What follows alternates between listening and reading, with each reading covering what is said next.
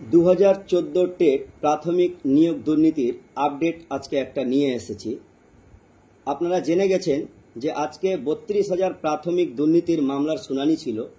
Division বেঞ্চের আজকে শুনানির দ্বিতীয় দিন। বিভিন্ন চ্যানেল বিভিন্ন রকম কথা বলছেন, আপনারা কিছুই বুঝতে পারছেন না। আমি শুধু আপনাদেরকে জিস্টটা বলে দিব যে আজকের শুনানিতে কি তথ্য উঠে এসছে। আজকে পর্ষদের আইনজীবী সওয়াল করেন যে প্রাথমিকে দুর্নীতি যা হয়েছে তিনি মানতে নারাজ। পর্ষদের আইনজীবী বলতে চাইছেন যে বেআইনি নিয়ম মানা হয়নি আর দুর্নীতি দুটো এক নয়। উনি দুর্নীতির সংজ্ঞা জানতে চাইছেন। পর্ষদের আইনজীবী বলছেন যে দুর্নীতি কাকে বলে, তার ডেফিনেশনটা কি। নিয়ম মানা হয়নি তাকে কি দুর্নীতি বলা হয়? উনি আজকে ম্যারাথন শুনানি করেছেন। উনি আরও সময় চাইছেন যে আমাকে আরও সময় দেওয়া হোক। মানে উনি এই দুর্নীতিকে ঢাকার জন্য বিভিন্ন রকম কলা কৌশলে ছক করছেন। যখন রাত্রে বাড়িতে ঘুমাচ্ছেন তখন সেই ছক করছেন, প্ল্যানিং করছেন যে কিভাবে কি সওয়াল করলে এই দুর্নীতির মামলা থেকে মুক্তি পেতে পারি। কিন্তু তিনি আরও বলেন যে দুর্নীতি যা হয়েছে তার প্রমাণ পেশ করতে হবে। দুর্নীতি কোথায় হয়েছে, কোথায় টাকার লেনদেন হয়েছে, কোথায় টেট ফেলকে চাকরি দেওয়া হয়েছে, ফেক ওয়েবসাইট খোলা হয়েছে, সেখানে SMS এর মাধ্যমে নিয়োগ দেওয়া হয়েছে, এগুলো সব প্রমাণ কোর্টে পেশ করতে বলেছেন। যে আনুমানিক কেউ ভেবেই নেবে যে দুর্নীতি হয়েছে তা বলেই যে চাকরি বাতিল হয়ে যাবে, উনি এটা চাইছেন না। উনি এটাও বলেছেন যে যারা পিটিশনার, যারা মামলাকারী, তারা কি বলতে চাইছে।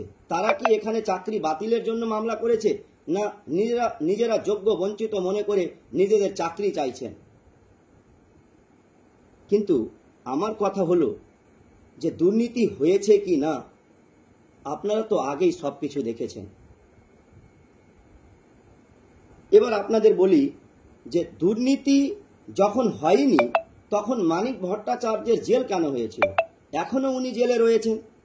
আপনারা এটাও দেখেছেন যে বিভিন্ন ফ্ল্যাটের প্রতিযোগিতা চলছিল, বেলঘরিয়া বনাম টালিগঞ্জ। কোথাও অর্পিতার ফ্ল্যাটে টাকা, কোথাও মোনালিসার ফ্ল্যাটে টাকা। এই টাকাগুলো কিসের ছিল? এগুলো কি দুর্নীতির টাকা নয়? যেখানে 2017 সালে ওএমআর ডিস্ট্রয় করে দিয়ে 2024 সাল পর্যন্ত নিয়োগ চালাচ্ছে একই টেট থেকে, তো এ তো দুর্নীতি করবে বলেই তো এই প্ল্যান। কিন্তু আজকে অনেক ছক কষছে যে এই দুর্নীতি থেকে কিভাবে বাঁচা যায়। আজকের শুনানির সোশ্যাল মিডিয়ায় সিনিয়র আইনজীবী বিকাশ রঞ্জন স্যার স্পষ্ট জানিয়েছেন যে এখন তো ওরা সওয়াল করছে, আমরা তো এখন মাঠে নামিনি।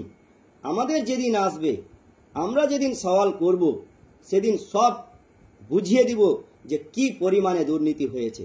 সব হাতে নাতে তথ্য প্রমাণ রয়েছে।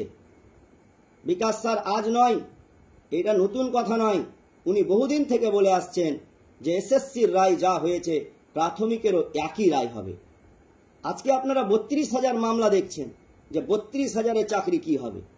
কিন্তু একটা এই গ্রীষ্মের ছুটির পরেই, আগামী 6 তারিখের পরে কিছুদিন কোর্ট ছুটি থাকবে। আগামী 6 তারিখের পরে ওএমআর মামলা মেনশন হয়ে গেছে, লিস্টেড হবে। তখন যেটা শুনানি হবে, এই ওএমআর মামলাই তো হচ্ছে অ্যান্টিবায়োটিক। এটা অ্যান্টিবায়োটিক ওএমআর মামলা। এটা 32,000 আপনারা ট্রেয়া দেখছেন। যখন ওএমআর মামলার শুনানি হবে তখন 69,000-এর চাকরির গল্প উঠে আসবে।